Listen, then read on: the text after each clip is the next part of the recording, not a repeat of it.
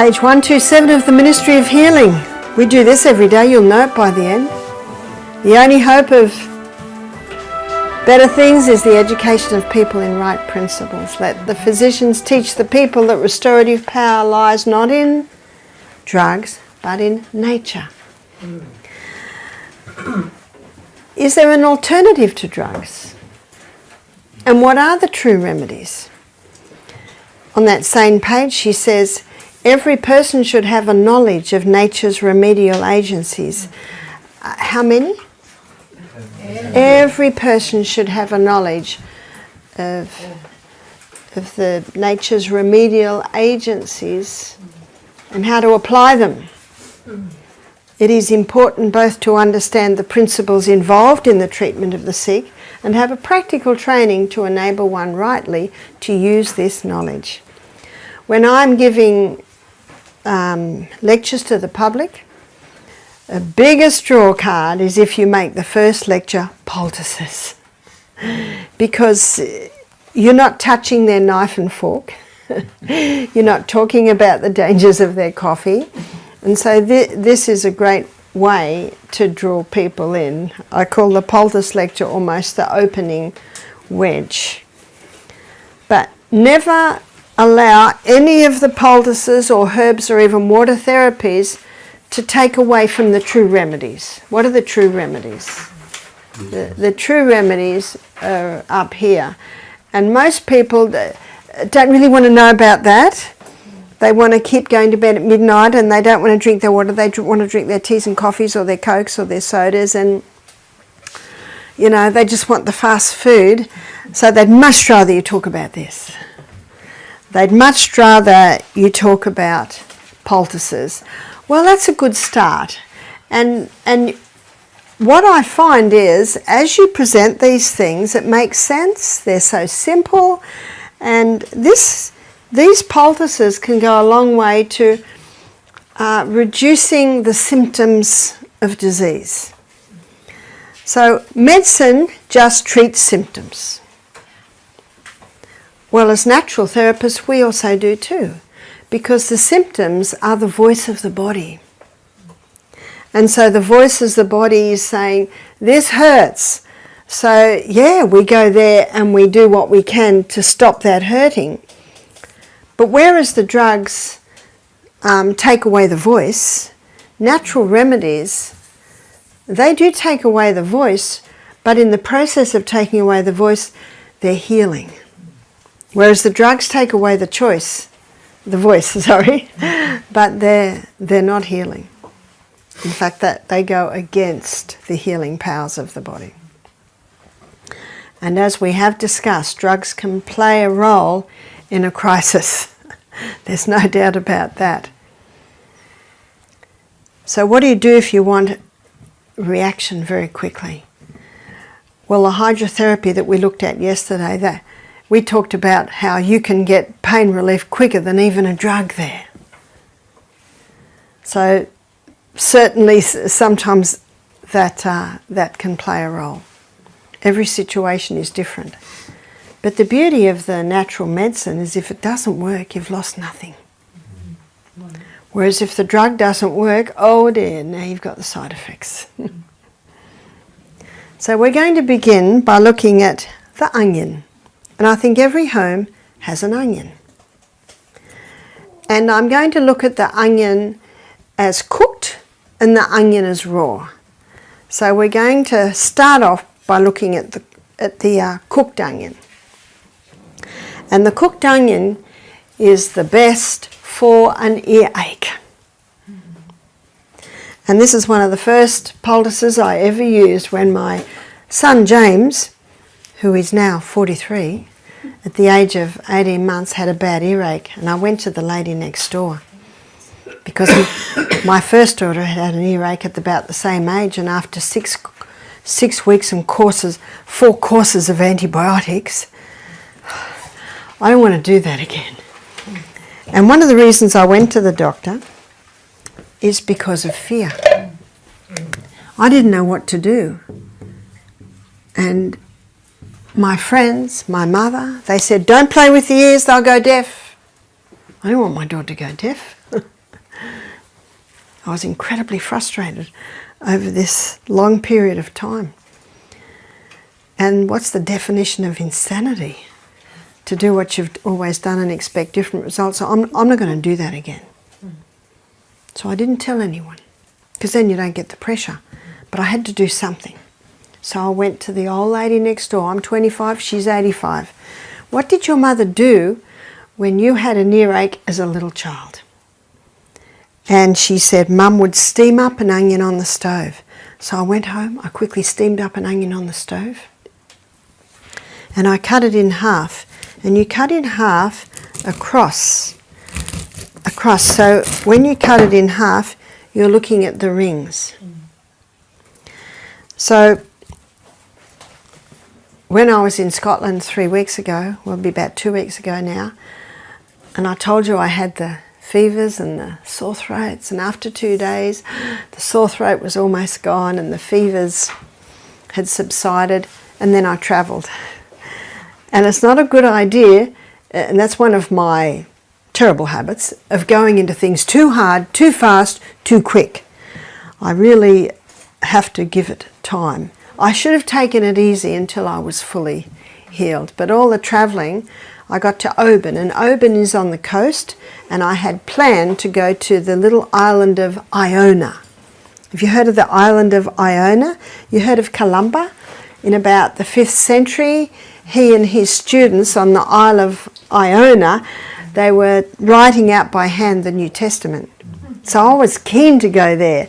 And I also read a book a few years ago called Scottish Heroes. And I'd also read about Columba on the island of Iona. So I had booked this trip. By the time I got to the venue where I was going, the little house, I was staying in the attic of a house, a guest cottage. My throat was starting to get sorer and sorer, and it escalated very fast.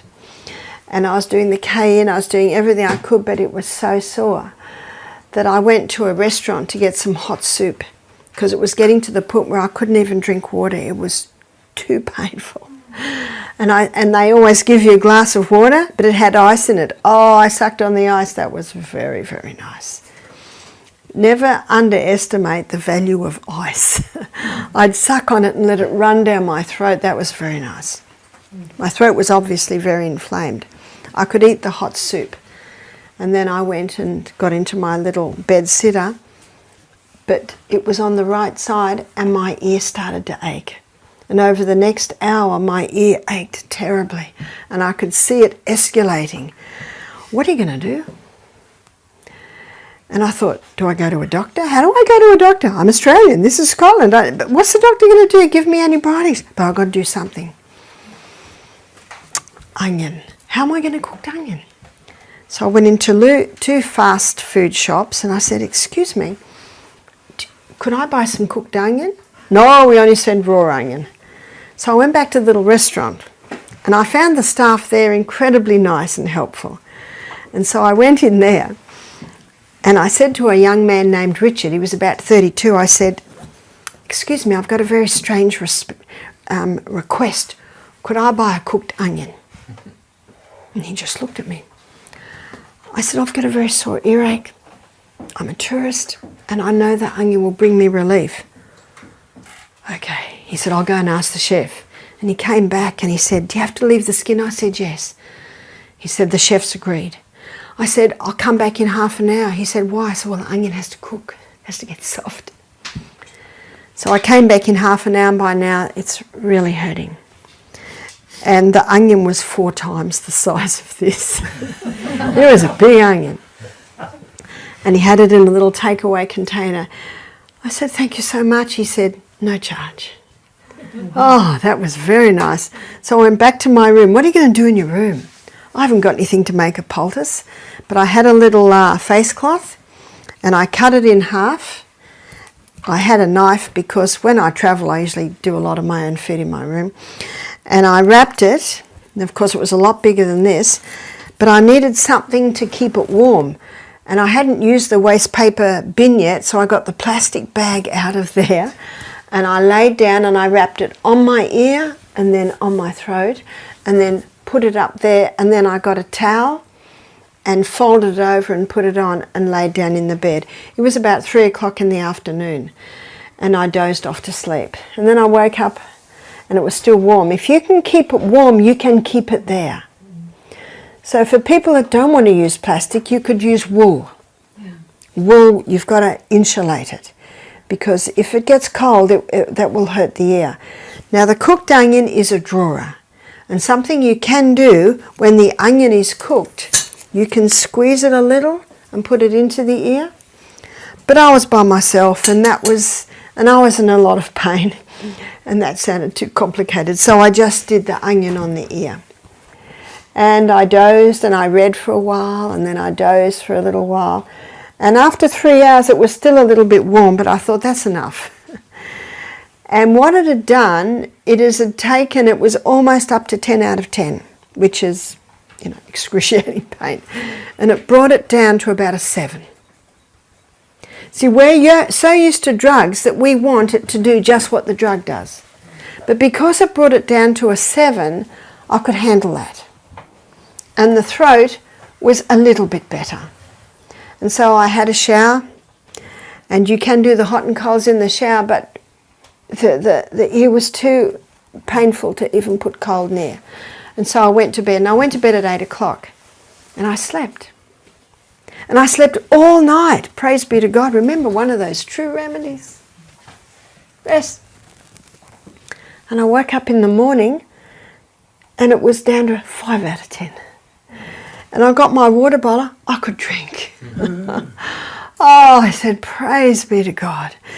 And I got up and I went out for a walk, and I had my earmuffs on, you must keep it warm. And I felt quite good, and I came back and I had more water. I could even eat. I had crackers, avocado, fruit, nuts. That was my breakfast. And so I went to Iona. And I enjoyed the day. I was a bit disappointed that the Catholics have got in there and put lots of Catholic signs and crosses. And anyway, I did enjoy it. And when I came back, I was very weary. One has to be careful as to not doing too much when you're recovering. But I could still drink, and the throat hadn't risen any worse. And so I just went home, went straight to bed. I went straight to bed about 8 o'clock, and I had a very nice sleep all night. Woke up in the morning, pain in my ear, gone. It was totally gone. So you see what it did? It went from 10 out of 10 down to 7 out of 10, down to 5, down to 4. And then after that good sleep, no more pain in my ear, and my throat was much better.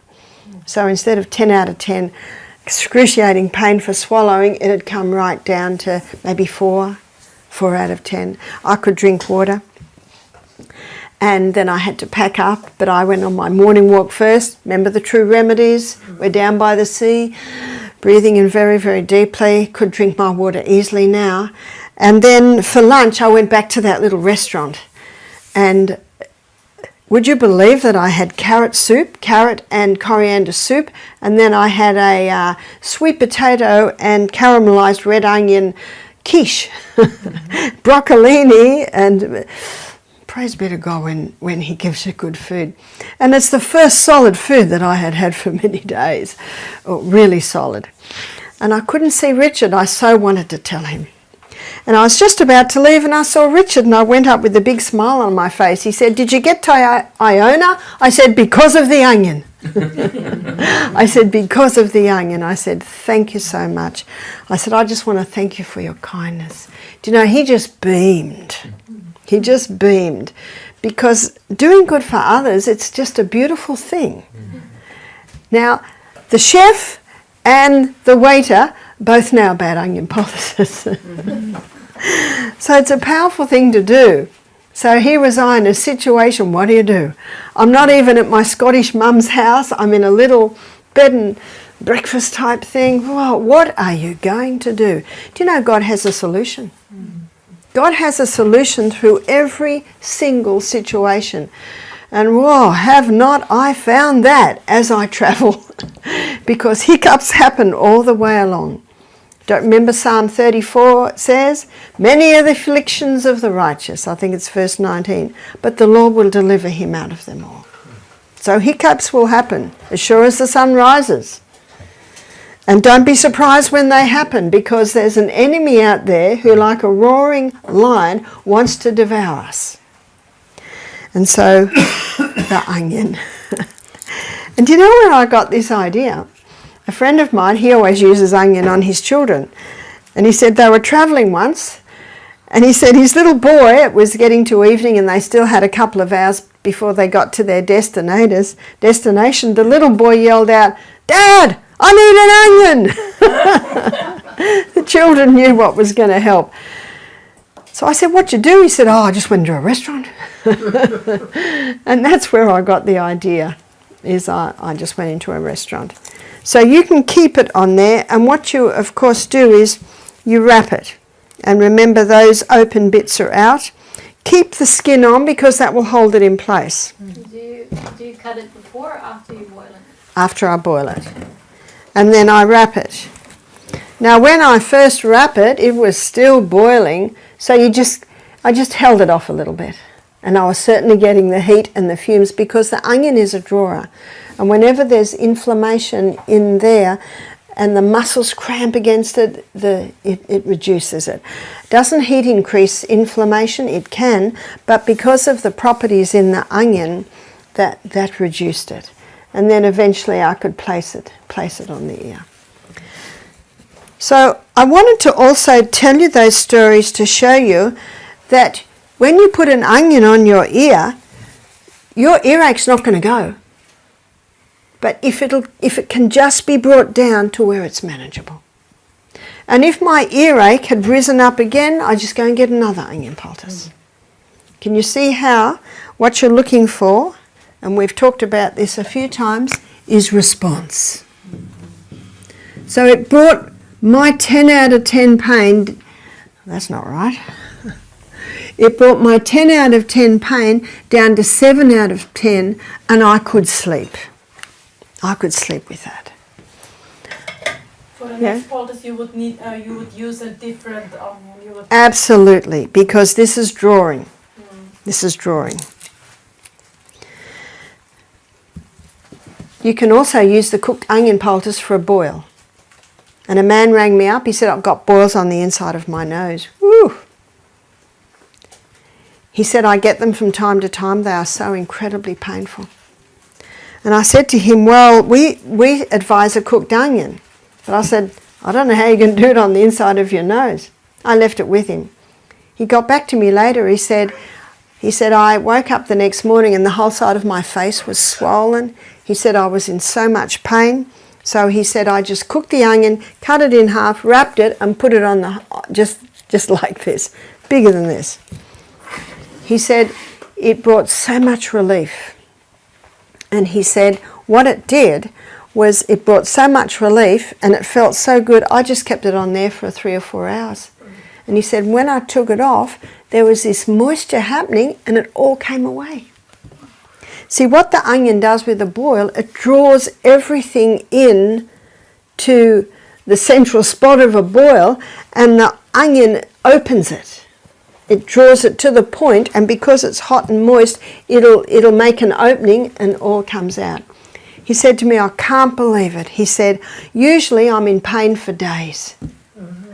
He said, "I had it on for 3 hours, it all came away," and of course once it comes away there's no pain, because it's the pressure that caused the pain. So there are 2 places to use the cooked onion. Now we're going to use the raw onion. And I'm going to demonstrate a little bit, and I'm also going to just describe a little bit. So for a sore throat, and I know one night when my throat was really hurting, when I was in Scotland, because I was probably about 3 days with the fevers and the very sore throat, I woke up in the middle of the night and it was really hurting me. So what I did was I got a cloth, I went down to the kitchen, I found an onion, and I just broke up the onion like that. Ideally you have it very, very thin. And then I folded it over like that. So now I've got that, and I put it against my... Now what I did in the middle of the night, you know, I didn't know where a cloth is, so I just used kitchen paper. And you certainly can use kitchen paper, but in some of the poultices I'm going to show you, they're too wet and the kitchen paper can break and tear, and you don't want mess everywhere. So I put it on here, I put some cling wrap around that, and then I put a scarf on, and I went back to sleep. And I slept very nicely. And again, that just takes the edge off. So when you're helping someone with this, don't say this is going to take your earache or your throat ache away. It's just going to take the edge off. It'll just take the edge off. And then you can basically just about live with it. And if you've had 10 out of 10 pain, 8 out of 10 pain is very nice. It's very nice compared to a 10 out of 10. So that's another thing you can use the raw onion for. I have a question. Yeah? Can it be that it burns you? I've never known it to burn. Because it's not onion, but I did it with lemon, and I felt that it's itchy, and I didn't take it off, and I really burnt myself. Yeah, and I know that you can burn with garlic, and we'll talk about that in a minute. But not with onion. No, I have not found so. Have not found so. So in this one, you can put the sliced onion on a tray, like this, and you can put it in a room that you've just painted. Has a strong paint smell. I got a new fridge about 2 years ago, and I didn't like, every time I opened the fridge, it was just this plasticky smell. And in the freezer too, so I put this in the fridge and I put another one in the freezer overnight. And when I opened it in the morning, it did smell a little oniony, but once I'd taken the onion out, it didn't smell onion, and the bad smell had gone. You can do it with new cars too. Also, if you have a baby who's got a bit sniffly, you can lay this beside their bed so they're breathing the onion fumes in. Is it better to have slices than to have halves? If you have slices, you've got a larger surface area, so you've got more onion fumes coming off. And you can also chop the onions into little squares and put them on the bottom of the feet. So how you can do this is you get 2 socks and chop the onion up into little squares and put half the onion in one sock and half the onion in another sock. And then put the sock, or the foot with the sock on it, in a plastic bag, because what that will do is it will prevent the foot from chilling because of the wet onion, and it'll also protect the sheets against the onion perhaps staining it. And I'm a washer lady. I love washing, and I don't like stained sheets. So the foot is touching the onion, and it will never hurt. I've never seen it burn. Yes? Why the raw onion for sore throat, and why not cooked onion for sore throat, and vice versa? That is true. That is true. The cooked onion goes very, very deep, and the heat really helps when you've got an earache. Whereas the onion, that cuts mucus. I think we all know when we chop an onion, you often start crying. So the raw onion's nice in there when you've got just topical respiratory. And so you've got an onion, cut it in half, chop it, put it into the 2 socks, then put the foot in the sock on top of the onion, and then wrap a plastic round and twist it. You could put the onion straight into plastic bags and put the feet on that and wrap it around, but I don't really like plastic touching the skin. And the juice will quickly go through to the sock to the bottom of the feet. Why would you do that? The feet are a reflex for abdomen, chest and head. And with this, you've got a relief of head cold and chest cold. And I saw the effect of this. I've seen it a few times. My little grandson was coughing when my son dropped them off. The little boy had a bad cold and he coughed and he coughed. And so I went in and put the onion on the bottom of his feet and then put him back to bed. I think it was about 5, not one more cough. It's almost incredible. He coughed non-stop for an hour. I put the onion on the bottom of his feet and he didn't cough again. And about midnight, 1 o'clock in the morning, Grandma, can I take them off now? Okay. So I took them off his feet and just put them on the bench, went back to bed. And then I heard the other one coughing. Cough, cough, cough. Oh, no. So I got up and just put the same one on them.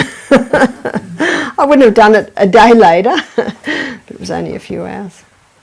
Or we can wrap it with a cotton bandage. You can, and then put it on. you certainly can. Anything that'll keep that onion on the bottom of the feet. But because it's all loose, putting it in a sock is handy. It touches the bottom of the feet. The biggest pores in the body are on the soles of the feet. That's why I'm always cautious about what the soles of my feet touch. So I always buy shoes that have natural fibre and have natural fibre in your socks. And now I'm going to show you how to make a onion syrup. So to make an onion syrup, we put 1 layer of onion, chopped onion, and then we put a spoonful of honey. And this looks like nice raw honey. Oh, this is leatherwood. Yeah. Leatherwoods and Tasmanian honey. And then we put another layer of onion in there, and then another teaspoon of honey. You can see I'm quite generous, nice generous teaspoon. Then another layer of onion. And then the last one, you put probably about 2 teaspoons of honey on it. And you let that sit for 24 hours. And after 24 hours, a syrup forms. So you see that's a very generous. And that syrup is your cough mixture.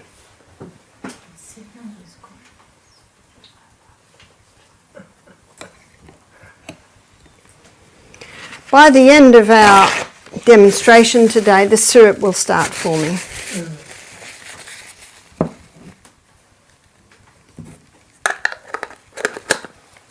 So you can see that's very thick honey, but when the syrup forms, it'll be really runny, almost like water.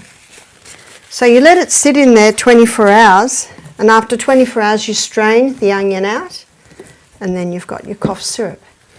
Someone said to me one day, how long does it last? I said, not long in my house. When you don't give your children lollies and sugars and things, they think that's fantastic, that onion syrup. So what's the dosage? The dosage is probably for an adult, 1 teaspoon 3 times a day. For a child, you might do half a teaspoon 3 times a day. For a 2-year-old, 1/4 teaspoon. Just a little. I'd say to my little ones, if you sit still and let Mum do hot and colds or wrap this poultice on you, when I've finished you can have a teaspoon of onion syrup. Oh yes, they would gladly do that. When you do this with your children from a very young age, they are very cooperative. And when children are sick, they love being wrapped up. So now we're going to have a look at, you see what's happening to me. Chopping up the onion has certainly loosened my respiratory. Excuse me. So now I asked for garlic and was given this. I guess it is garlic, but it's a great big clove. And garlic is your natural antibiotic. Garlic is antibiotic, antimicrobial, antifungal. It's a very powerful herb. It's very high in sulfur. So if someone has an inflamed stomach or gut, this is not good because it can almost burn them. So if you say to someone, eat this garlic, it's good for you, and they have trouble, now you know why. No trouble. Yeah. So I'm going to give you the recipe for the flu bomb. And the flu bomb is taken if someone has the flu, someone has sinus, a cold, any respiratory problems. So the flu bomb contains garlic. Now myself, I might have that whole clove, but someone mightn't like to have that much. They might have a small clove of garlic, as much as you can bear. So I'm just saying garlic. Finely grated ginger, and that's usually about a quarter of a teaspoon. So this grater here, see this really fine one, that will grate it up nicely. And 1 drop of eucalyptus oil. If you don't have eucalyptus oil, you can use tea tree oil. And I guess if you didn't have eucalyptus or tea tree, you could possibly use oregano. But the eucalyptus oil is really nice at clearing the airways. And cayenne pepper. I'm not putting an amount on cayenne pepper because some people can handle half a teaspoon and some people can only handle a very light sprinkle. The juice of a lemon and 1 teaspoon of honey. Believe me, you could put 4 teaspoons of honey in and it doesn't help. This is a strong mix. And so with that, you mix it into half a cup of hot water. And you drink it. And if someone has a cold or a flu, they could have that flu bomb 3 times a day. And often after 2 or 3 days, that's enough. So when you drink it, you don't have to chew up of course this is crushed garlic and fine grate of ginger. So when you drink it, you certainly don't have to chew it, just throw it down. Just throw it down. For some people with tender stomachs, they might be better to take that and then immediately have a bowl of soup. That might help for the stomach to accept it. But a lot of people can drink that with, even while they're on a cold fasting. So we have a lot of bush lemon trees at Misty Mountain. So when the lemons are on, we usually freeze them into little ice cubes and then put the ice cubes into bags so that in the time when lemons are $1 a lemon, we can use the ice cubes. So we had a very industrious staff member who made a huge batch of flu bombs and froze them into little ice cubes so that every ice cube was a dose. Mm-hmm. And I thought, what? But actually it's turned out to be fantastic, because if we have a guest that starts to get a bit of a cold, then you just take the ice cube out and pour boiling water on it, and by the time that ice cube's melted, it's drinkable, and there's their flu bomb. So it's actually been very, very handy. So I think still today we have a whole lot of frozen flu bombs in the freezer. But you will find that it greatly reduces the symptoms of a cold. It helps to clear the head. Very nice on a sore throat. Chest cold, any respiratory, you can use the flu bomb. But what about a baby? You can't do that for a baby. So what you can do for a baby is finely slice the garlic. You can't let the garlic touch the skin or it will burn the skin. Remember what I said? This is high in sulfur. And so I have done this many times with my babies and my grandbabies, is you get a cloth like that and you put a couple of layers of finely sliced garlic on the cloth, and then you wrap it onto the bottom of the feet like that. So that will never burn as long as there's a cloth between the garlic and the skin. And if it's a little baby, you just put the little booty on. You can smell it on their breath in about in a few minutes. Now I remember after I'd given demos like this at our little local church, this is many years ago and my children were still at home, a lady came into church with her baby, and as soon as she walked in, we all knew the baby had garlic on the feet because we could smell it. But my son James, he often used to get chest colds, so I would wrap the garlic on his feet like this and put a sock on and put the shoe on and send him off to play, and every step he's taking, what's happening? He's squishing that garlic, and a little bit more's going, and a little bit more's going. And at the end of the day, when I gave him his bath and I unwrapped him, the garlic looked like pieces of dried out leather. There's not a drop left. If you crush the garlic, it's too much all at once, and that can cause the burn. But if you just do the slices, then little by little, the body will take it in. So what's the garlic going to do when you do that? Remember Psalm 104 verse 14, that God gave herbs for the service of man? When that garlic goes into the blood, your body will take it where it needs to go. And it's very good on respiratory. And so often it'll help to clear the chest. It'll help to clear the airways. Now, an old lady named Daisy. Now, Daisy was about 80 when I met her, and she introduced me to a lot of natural remedies, and I was only about 25 at the time. And she told me that what she used to do to her babies if they had a cold, she'd get a drop of eucalyptus oil on her finger and she'd touch it on their fontanelle, you know, the soft spot at the top of the head. And she said that that would help to clear the airways, because you don't want to put eucalyptus here on a tiny baby. You're hesitant to put it here. They could put it on a toddler and they will breathe it in. It will certainly help. So she put it on the fontanelle. So that's, you know, first 3-4 months. And I remember when my baby had a cold and I'd put the eucalyptus oil, just one drop on the fontanelle. I'd put the bottle back on the cupboard. I'd go back to bed, lie down to feed the baby, and I found they could feed.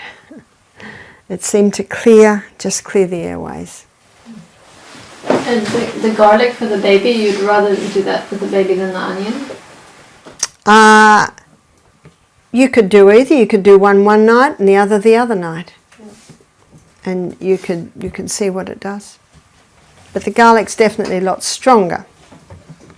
And what I found with the onion, it just seems to stop the night cough. You almost have to do it to believe it. It seems too good to be true, but I've seen it happen so many times. I've seen it happen with my grandbabies, seen it happen with... Well, I didn't know that one when my babies were little. I knew the garlic, but I didn't know the onion. Now we're going to look at ginger. Ginger as a herb is well known for its anti-nausea effect. And if you go to the health food shop and get seasickness or car sickness tablets, it's just compressed ginger. Mm-hmm. So ginger tea can be great for a mother that has, say, morning sickness. It just can help take the edge off morning sickness or nausea. It can also help if you've got an upset stomach to sip on ginger tea. And it can also help to boost hydrochloric acid. We've looked this week a little bit at boosting that hydrochloric acid. And so the ginger tea can certainly do that. Internally, it can be taken, again, for nausea, but it also helps to reduce inflammation. And, of course, it's used in the flu bomb. I was at a function one day and we had a break, and I saw a girl with a tiny little grater like that, but it was tiny. She had a teapot and she was grating ginger, and I said, ginger tea, because that's the nicest ginger tea, is to finely grate the ginger and just pour boiling water on a teapot. It's my favourite tea. So I do a teaspoon with a cup of boiling water. Now, if you find that too strong, you just do 2 cups of boiling water. Just do it to whatever you like, but it's really got a bite. And she said, yes, she said, I'm an entertainer, I'm a singer. She said, I was in Greece, I lost my voice. And a little Greek lady made me ginger tea. She said, I sang that night. So she said, everywhere I go, I have my little grater, I have my teapot, and I buy the ginger. And she swears by it now.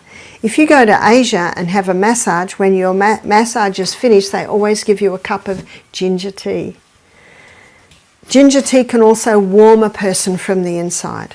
If a person is very chilled and they have a cup of ginger tea, it can warm them from the inside. But you can also use ginger externally. And externally, this is the way to remember, is ginger is for joints. So ginger, and you see what I do, I was allowed to cut up this tea towel. It still looked pretty good to me, but I was promised I could cut it up. What I have here is a sheet. And the sheet is good. You know, as soon as the sheets start to get a little rip in them, and after my experience with my onion, I always will travel with a square like that. And the beauty of making poultice in the cloth is there's just less mess. It's no fun if you've got bits of ginger falling through your clothes. So what we're going to do is I'm going to show you how to make the ginger poultice, and I always lay a square of plastic down. Now cling wrap is very hard to control, so I fold it over and over and over a few times so that it's a little bit more controllable. I put that down, I put my cloth down, and then I grate straight into the cloth. I'm a cook and I like as least washing up as possible. You could grate it onto a plate, but then you've got the plate, then you've got some of the juice stays on the plate. But if you do it like this, straight into the poultice, you're getting all the juice. So, and the way I'm grating it now, that's the best way to make a ginger tea. In fact, if I'm doing a ginger poultice, and all the little bits like this, I usually put in a cup and pour boiling water on that. My grandmother used to say to me a lot, she used to say, waste not, want not.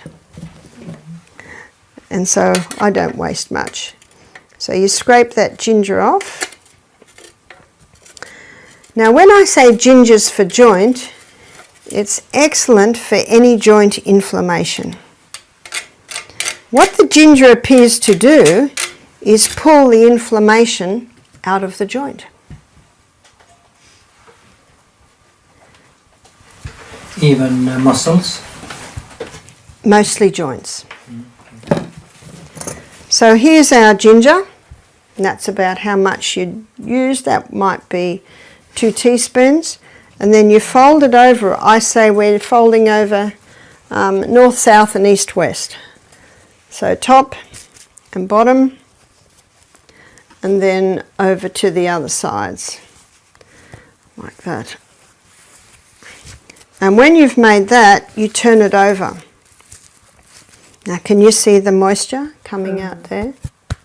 It's quite wet. And that's what I like to do. You have, it's probably 1.5 centimeters plastic all the way around. And what that does is that the plastic insulates it, and it also prevents spoilage of your clothes. And you would lay it onto the area like that, and check that the plastic's covering it, and then tape it on or bandage it on. Now, when I was young, I had a few injuries, as I think we all do. And I had a few injuries to my lower back. Most of the time my lower back's very happy, but I think with all the travelling that I've been doing, it was very unhappy last week, incredibly unhappy, to the point where, sometimes it was very hard to even move. And I was putting the hot water bottle on my lower back, and that brought a lot of relief, but then it got to the point where it started to inflame it even more. And I woke in the middle of the night, and I could not find a position that was not painful. So I got up and went down to the kitchen, found a grater, found some ginger. I had to go to the cook the next day and I said, look, it looks like that because I got to it in the middle of the night. And I grated the ginger, and because I didn't have any cloths, I just used the kitchen paper,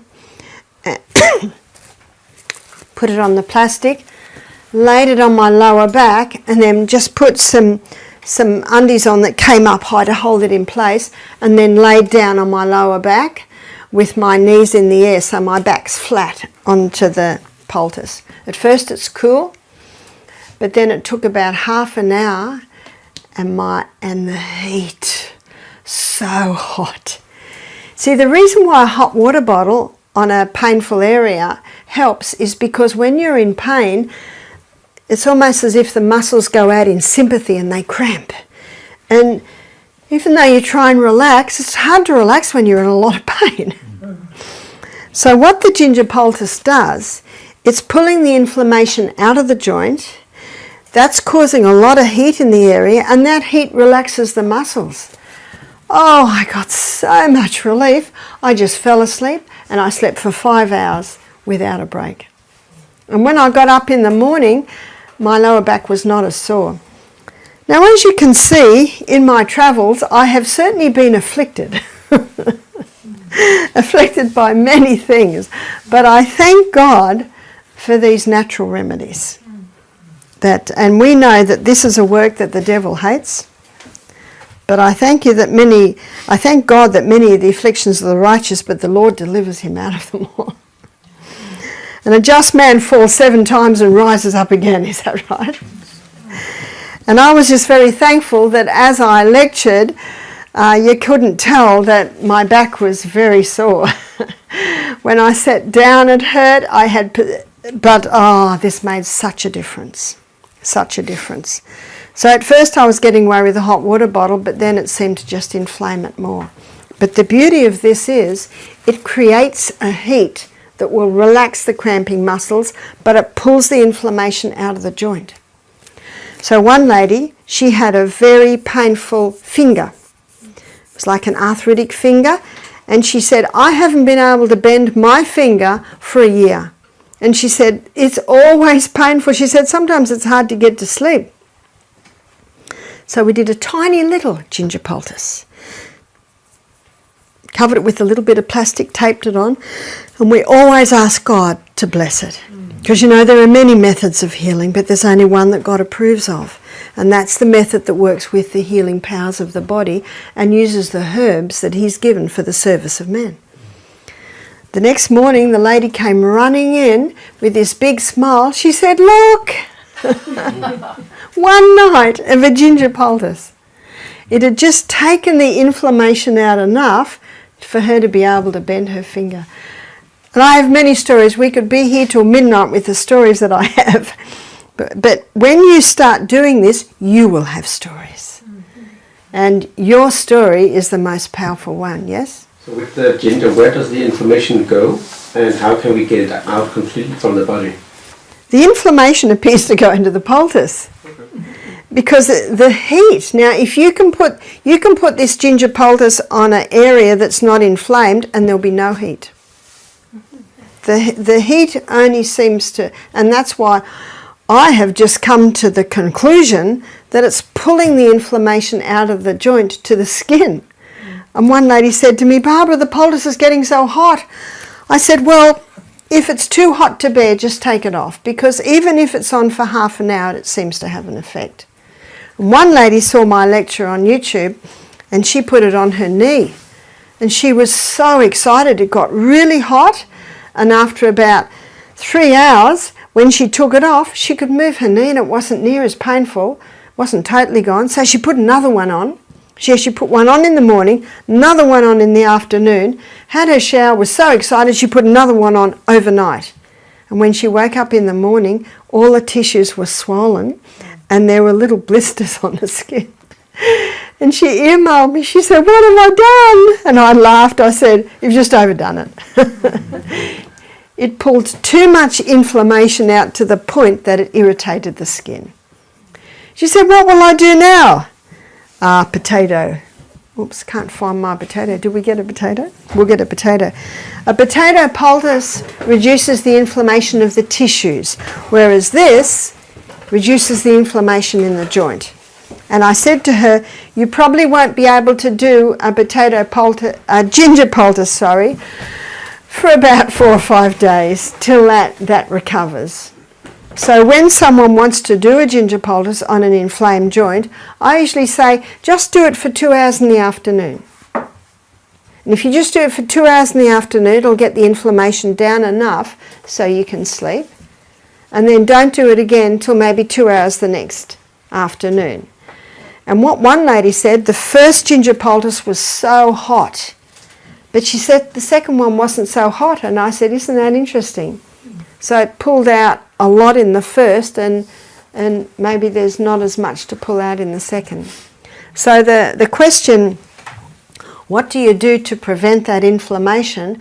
We'll be looking at the acid-alkaline balance in the body on Sunday afternoon, where I'll be showing you that an alkaline diet reduces the acidity in the body. So these are things to note when you're making up your program for people with arthritis. Yeah? I was wondering, could fresh turmeric also have a similar function because it helps with the pain? That is true. Fresh turmeric internally has more of an effect reducing inflammation than fresh or dried ginger internally.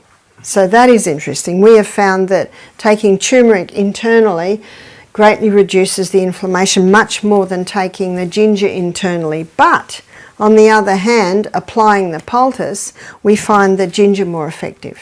Mm-hmm. And how did I find that out? Just by doing it. Just by doing it. So this is where you play with it and you're watching your body's response. Your body's response will teach you, thank you. Your body's response is your guide.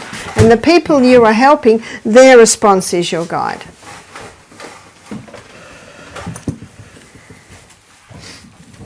Now what you can do is you can make up this ginger poultice a few hours ahead of time. You can fold it over and you can keep that in the fridge till the person needs it. I wouldn't make it the day before because it is a fresh vegetable which will start to deteriorate. It applies the fresh ginger, not the powder. No, the ginger is the most potent. But if I have the fresh ginger in the freezer, yeah, can I use it? You certainly can. You certainly can. We often freeze our ginger, and on an inflamed joint, the frozen poultice feels very nice initially, but of course eventually the heat from it also feels nice. And this is where with someone with arthritic joints, you could do the hot and colds on them, like we looked at yesterday, hot and cold hand baths. And then after you've done that, then apply the ginger poultice. We usually apply the ginger poultice maybe 6 o'clock at night, so that by 8 o'clock we can say to our guests, does that feel good? And often they go, oh yes. So you're happy to sleep with that all night? Yes. But if we say, how does it feel? Oh, it's just too hot. You say, oh, we'll take it off because we don't want to interfere with sleep. Whereas if you put it on just before they go to bed, they could wake up a couple of hours later, it's too hot, I can't sleep. So we find that a good idea because you don't know what effect it's going to have. And some people can handle, as we looked at hydrotherapy yesterday, some people can handle more heat than others. But I find with the arthritic joints, they're usually saying, oh no, it feels lovely. We've even done one overnight and saw the lady still got it in the afternoon. I said, you still got your poultice on? She said, oh yes, I love it. I said, you could take it off now. And what we find, because we have a steam sauna at the end of every day, our guests do, is that they might have it on for 3 hours in the morning and take it off. And then they go into the steam bath and the knee gets really, really hot. Well, the skin does from the ginger poultice that they had that morning. Yes? So what is the longest time I should leave the ginger poultice on? Do you know, I don't think, it's really done all its work in the first probably 3 hours. 3 hours. So there is no need to leave it on any longer. But you probably wouldn't want, you know, some people have it on overnight and then take it off in the morning, yes? The cause of arthritic joints, what do we know about that? What is causing it? So the cause of arthritic joints can be a few things, and I'll be covering that in detail when we look at the acid-alkaline lecture. See, my mother had rheumatoid arthritis to the point where she was a cripple in a wheelchair and she died at the age of 51, a cripple in a wheelchair with rheumatoid arthritis. My mother didn't know, and at that stage, I was only 25, I didn't know. I didn't know, but I realise now that Mum didn't drink any water. She would have 3 or 4 cups of tea a day. She was almost addicted to pain-killing medication. And she had meat, and the only bread she had was white bread and sugar biscuits. And wow, when I look at Mum's diet now, I just go, yes, yes, yes, yes, tick, tick, tick, tick. And what tipped the scales was my father. He wanted to change jobs. He'd been a manager in a big construction factory, but a friend of his had a Shell service station. Do you call it service station? Gas, they call it gas station. And so he wanted to change careers and run a service station. And so it meant leaving our childhood home and going to another area, and my mother did not want to go. But she went. And my father said within 6 months of moving into the new house, she started to get pains. And within another few months she was bedridden or wheelchair ridden. So I guess that, you know, dear old Mum. So looking at some of the factors that came together, I think there was also an emotional factor there. And I have strong inherited genes towards rheumatoid arthritis. And I think the few injuries I've sustained to my lower back, I wouldn't be surprised if there's a little arthritis in there. But I manage it. I eat a largely alkaline diet. If it starts to speak too strongly to me, I put the ginger on. So another illustration of how you can manage what's happening in you. Because I'm way past 51 and I'm not a cripple in a wheelchair. So that's a good illustration that genetics may load the gun, but it is lifestyle that pulls the trigger. And my mum didn't know. So many are sick through ignorance.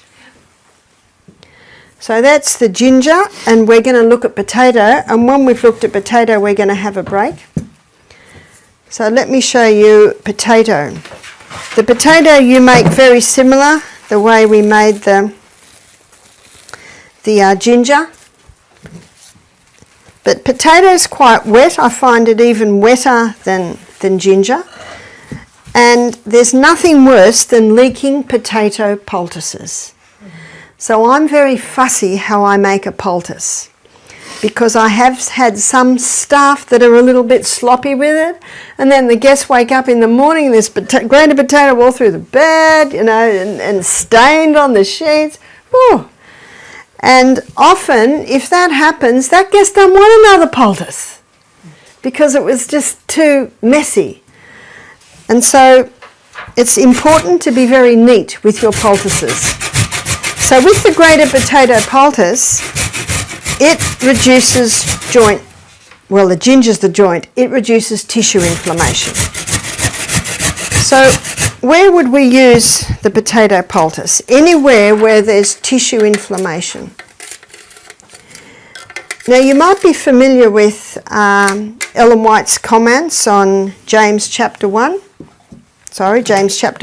where it says the prayer of faith shall save the sick. I think it's James chapter 5:15. The prayer of faith shall save the sick, and the Lord shall raise him up. And Ellen White says in the Bible commentary 7a, she said, it is not enough to pray. She said, when you pray, God will bring to your mind a simple natural treatment. A simple natural treatment. Now, if you don't know any treatments, how can we bring it to mind? I love memorising, you've probably noticed. And it's taken me many, many years to memorise, but what I love about memorising is God will bring them to my mind at the exact time to speak them or share them. And so, but God could not do that if I hadn't already put them in there. And it's the same with the natural remedies. It's important in times of sunshine, and when we look at what's ahead, we're in times of sunshine really, aren't we? So this is the time to prepare. This is the time to gain a knowledge on these simple things. So there's your potato poultice. You can probably hear that's a little wet. I've seen some potato poultices and people have done almost 3 times as much potato as that, but then you've got, it drips everywhere.